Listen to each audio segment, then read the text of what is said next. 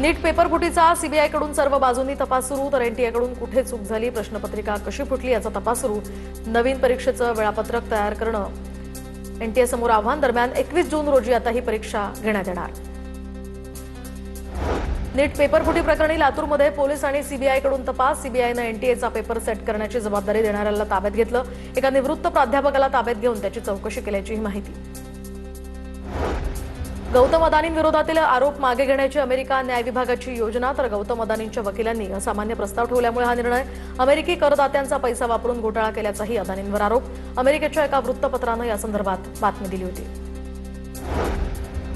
ख्यातनाम मानसोपचार तज्ज्ञ लेखक डॉक्टर आनंद नाडकर्णी यांचं निधन. तर आनंद नाडकर्णी यांना काही महिन्यांपूर्वीच कर्करोगाचं निदान झालं होतं. त्यासाठी त्यांच्यावर उपचारही सुरू होते. मात्र मुंबईतील निवासस्थानी त्यांची प्राणज्योत मालवली आहे. झारखंडमधील माओवादी चळवळीचा नेता मिसिर बेसरा अडचणीत, तर बेसराच्या जवळच्या 2 साथीदारांचं कोलकाता पोलिसांकडे आत्मसमर्पण. मिसिर बेसरा याच्यावर कोटींचं बक्षीस होतं. दाऊद इब्राहिमचा साथीदार आणि ड्रग्ज तस्कर इक्बाल मिर्चीशी संबंधित परळीतील 3 इमारती ईडीकडून जप्त. समुद्रकिनारी असलेल्या या मालमत्तांची किंमत जवळपास 500 कोटी रुपये. पीएफ काढणं अधिक सोपं होणार, तर ईपीएफओ लवकरच फायनल सेटलमेंट दाव्यांसाठी ऑटोमेटेड प्रणाली सुरू करणार. अर्जदाराच्या बँक खात्यामध्ये पैसे जमा होण्याचा वेग आता कमालीचा वाढणार. रेरा आदेशाचं पालन न करणाऱ्यांसाठी 1 वर्षाच्या तुरुंगवासाच्या शिक्षेची तरतूद रद्द.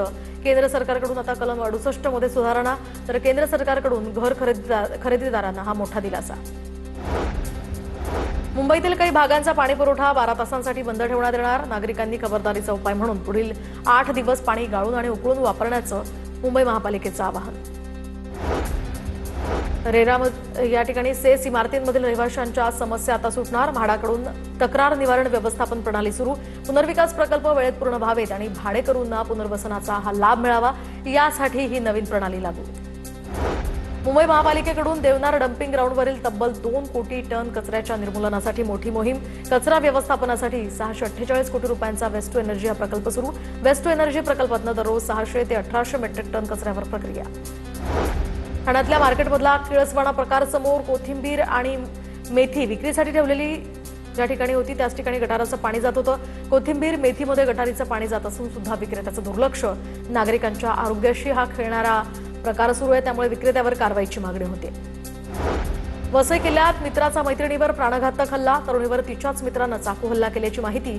मैत्रीण दुसऱ्यासोबत मैत्री वाढवत असल्याचं संशयानं हा हल्ला, तर हल्ल्यामध्ये तरुणी गंभीर जखमी असून तिच्यावर सध्या उपचार सुरू. मुंबऱ्यामध्ये प्रेम प्रकरणातनं झालेल्या खुनाच्या घटनेचा उलगडा. नवरा आणि भावासोबत मिळून प्रेयसीनं प्रियकराची हत्या केली.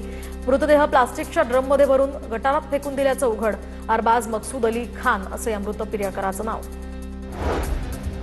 अल्पवयीन नातीवर लैंगिक अत्याचार केल्याचा आरोप असलेल्या आजोबांचा दिंडोशी सत्र न्यायालयानं अटकपूर्व जामीन अर्ज फेटाळला.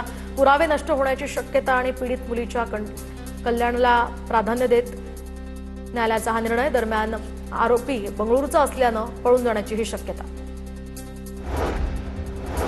अपात्र कंपनीलाच 1,69,00,00,000च्या नालेसफाई कंत्राट, तर उल्हासनगर पालिकेचा हा अजब कारभार. बाद ठरलेली कंपनी पुन्हा मैदानात. निविदा रद्द करून नव्या टेंडरची भाजप नेते राजेश वधारिया यांची मागणी. शुभम कन्स्ट्रक्शन्सवर पालिकेची कृपादृष्टी असल्याच्याही चर्चा. पुण्यातल्या पेशवेकालीन पाणीपुरवठा योजनेचं जतन होणार. कात्रज ते शनिवारवाडा असा भुयारी जलमार्ग तेव्हा करण्यात आला होता. ऐतिहासिक वारशाचं जतन आणि संवर्धन म्हणून ही मान्यता. पुणे महापालिकेच्या नदी सुधार प्रकल्पाला वेग येणार. शासकीय जमीन पालिकेकडे आता वर्ग करण्यास राज्य मंत्रिमंडळाची मंजुरी. विनामूल्य हस्तांतरित जागा झाल्यानं मुळा मोठा नदीच्या प्रकल्पालाही वेग येणार. सिंहगड कॉलेज ऑफ इंजिनिअरिंगच्या संस्थापक आणि विश्वस्तांवर गुन्हा दाखल. सुरक्षा रक्षकाच्या आत्महत्येला प्रवृत्त केल्याप्रकरणी हा गुन्हा. समीर दाभोळकर यांनी तब्बल 42 महिन्यांचा पगार थकवल्यानं आत्महत्या केल्याची माहिती.